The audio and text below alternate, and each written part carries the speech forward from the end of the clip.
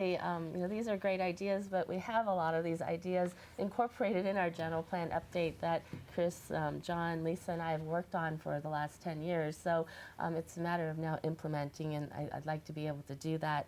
I've also had a chance to work regionally, and I have relationships with colleagues across city borders, and we've talked about these issues being regional, and so I think I can bring that experience as well to the council. So I hope that as you look at who to vote for on November 8th, you look at experience as being one of your criteria, and issues come and go, and so I hope you think about who you'd like to have seated on the dais for 4 years, who understands the plethora of different issues that we deal with, whether it's housing, transportation, garbage, labor relations.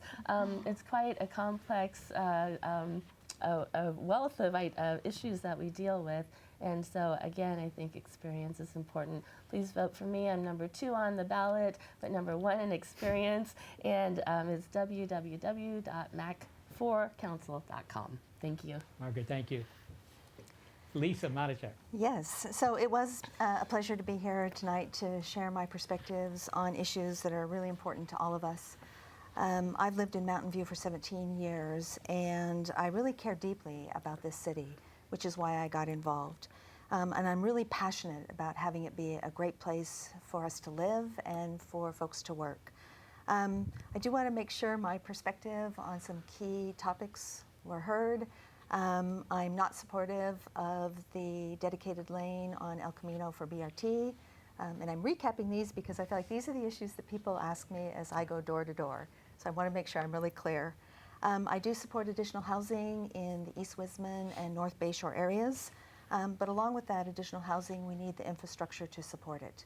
And we also need the infrastructure to support the growth that some of our businesses want. We do need better transportation systems that are on a regional basis and not just local. I certainly support making our roads safer for pedestrians and bicyclists because those are very viable forms of transportation, and we need to make sure people who want to use those methods are safe. I would like to hear from our business community about Castro before we provide final direction on what we're going to do with the intersection of Castro and Central. And you know, there are so many other issues. I encourage folks to check out my website, lisaforcouncil.com, and I would be honored to have your vote on November 8th. Thank you. Thank you very much, Lisa. John McAlister. John McAlister. You know, John McAlister. What I bring to the table is experience. Now, by serving on the City Council for 4 years, I was successful in leading 2 collaborative efforts, one on transportation, which we did with 8 cities, as I mentioned, to help get Mountain View its fair share of transit dollars, which has been lacking for the many years. It's been going to San Jose. So I was instrumental in that. Another item that I've worked collaboratively is sustainability, of clean energy, community choice energy. We're started a new era of providing clean air, energy, renewable energy, hopefully carbon-free energy that will help the businesses and residents help reduce the effects of greenhouse gases. So I've showed I can lead Mountain View with other areas. Business experience. I am, as the only business owner of the Baskin-Robbins, and I keep pushing Baskin-Robbins, that along with my degree from UC Berkeley, with my certified public accountant, and my years of working with other small businesses, I have a solid understanding of what it takes to make the city financially strong. And everybody's talking about all these other areas, but if we don't have a financially strong city, we can't provide the services for the homeless, for the affordable housing, the streets, the infrastructure. And I'm very concerned that all this growth is going to be putting a burden on our infrastructure, and we need to take a step back and look how it's going to affect the public safety, how it's going to affect the city, how it's going to affect our water. As a local resident for 59 years, I pretty much grew up in this town. So I've been a volunteer for the schools, for sports programs. I know the residents, I know their values, I share their values. So with my experience of proven leadership, my business background, my knowledge of the community, and the continuing effort of all the implementations that the city has done with its general plan, with its various policies, we need continuity. And I bring that along with as a package of all my experiences and continuity, which is very important.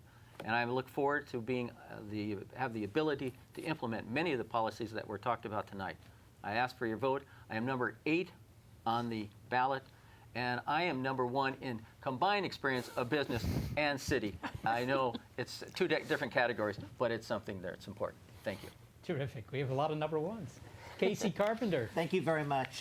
Kacey Carpenter for Mountain View, and a fantastic debate. I really think this has been a really good opportunity to really focus in on what's really important for me, and the reason I'm running for City Council. After raising my family here for the last 25 years, for me it's really the experience I'm bringing as a working parent that's lived in this community.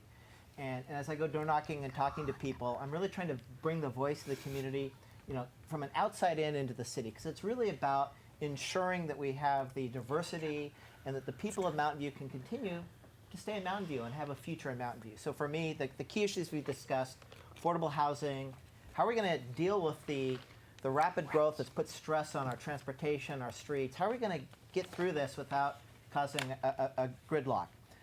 My experience is not only living in the community, working in the community, really being part of this community, but it's also in my role at Cisco working with smart, sustainable communities around the world. So I'm working actually with different organizations, smart communities that have done this. And so I think in Mountain View, right, California has been in a model where the last 50 years has been around a car, farms and then suburbs. This election really matters. So I'm going to bring that experience and expertise in. Uniquely, I'm bringing in the experience and expertise I have working with smart communities around the world that have done this. But I think most importantly, it's not just my education, my degrees, UCLA and Wharton, my experience, my passion. I'm really coming in to bring partnerships and really solve problems. So rather than having silos, we can focus on solutions for the people. Carpenter for Cancel, carpenterformountainview.com. Thank you very much for your time, and if you want to learn more, I'll be door knocking. Look forward to meeting Mountain View. Thank you very much, Kacey. Greg Coladonato. Well done. Greg Coladonato, I'll say it again too. I really enjoyed this event. Unlike the other forums, we were never allowed to rebut or speak out of turn or whatever, or share our thoughts in a long form. I really like doing it this way, and hope the others are like this as well. I just want to recap some of the things that came up tonight that I think speak to my own values. I'd like to see a city is doing pretty well as far as city government goes, but I think we could do a lot better. He's not sure he understands. That was Siri, I think, talking to me. And so that's innovation gone haywire. And so I'd like to see a lot more innovation over there.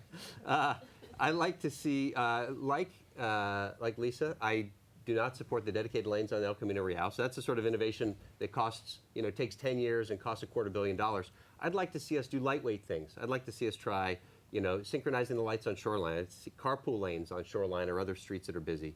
I'd like to try things that are inexpensive to see if they work, because some of them are going to work, and we have to be open to that. We have to get away from a kind of not invented here mentality that you sometimes see. So, for example, people were proposing housing out there in the North Bay Shore for years, but guess what? We didn't allow it. It was in the general plan. It was forbidden, and so I'd like to see, someone proposed having a bridge that would open up the North Bay Shore to also Moffett Road and Ellis, okay? 2 more ways to get into the North Bay Shore going through NASA.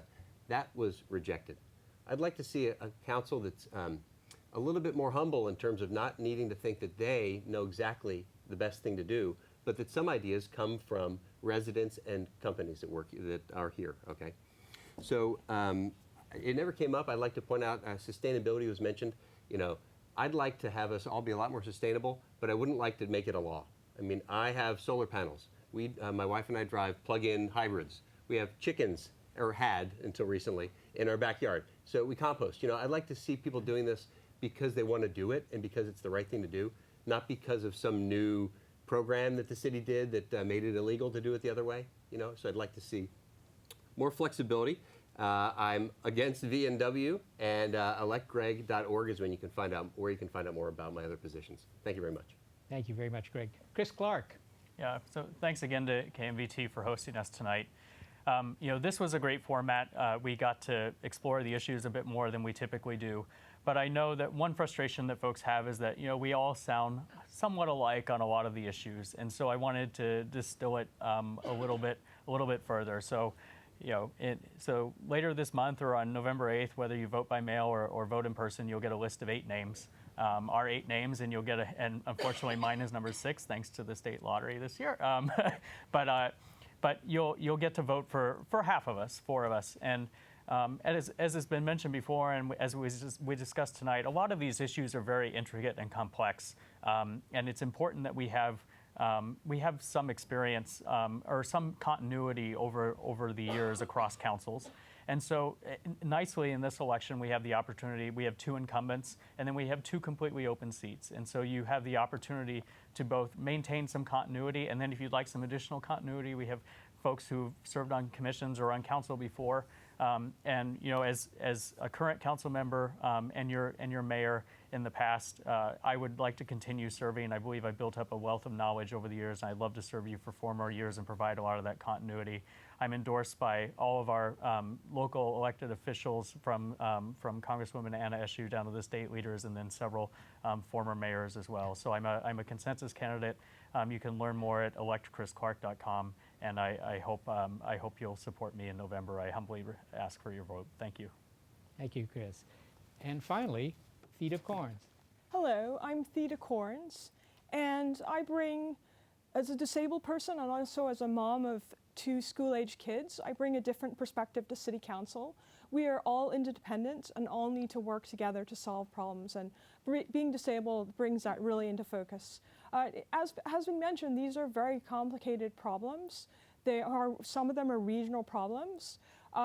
What I would also say is that some of the ideas that were brought forth about transportation were actually brought forth by Great Streets Mountain View, which is a group that I co-founded, and also Safe Mountain View. We've really been pushing for the past 4 years for safer infrastructure for our kids and for our seniors. And so I would say that outside perspectives are good as well as city council members. I've also served on Parks and Recreation for almost 8 years. And while on Parks and Rec, I introduced some new ideas, including working on our tree canopy, which was not a goal before. And also, I actually also introduced the Caltrain, having a trail by Caltrain. So I think it's important to have deep roots in the community. I have been served on PTAs, and I've also served on several district committees, and to really understand the needs and desires of residents. And I think, I bring that, bring people together. I'm good at finding out what people actually need and want and getting things done. One of the things that I did is I worked with the district to create special day classrooms at no additional cost to the district. And I will bring these types of win-win solutions to City Council. And I'm looking at my flyer, and the very things that we discussed are part of my plan for Mountain View, which is to build a 21st century transportation system, preserve the character and diversity and community spirit of Mountain View as we evolve, increase housing options for all, and advance environmental sustainability. If you want more information, my website is www.thidacorns.com, and I respectfully ask for your vote on November 8th. Thank you. Thank you, Thida. Well, you've heard them, and November 8th is only weeks away. I'm Seth Shostak. Thank you for watching KMVT's Candidates Debate. I'd like to thank, actually, the expert KMVT staff and crew, several of which are volunteers, by the way, and our very expert director, Bobby Chastain. Good night, and now it's up to you.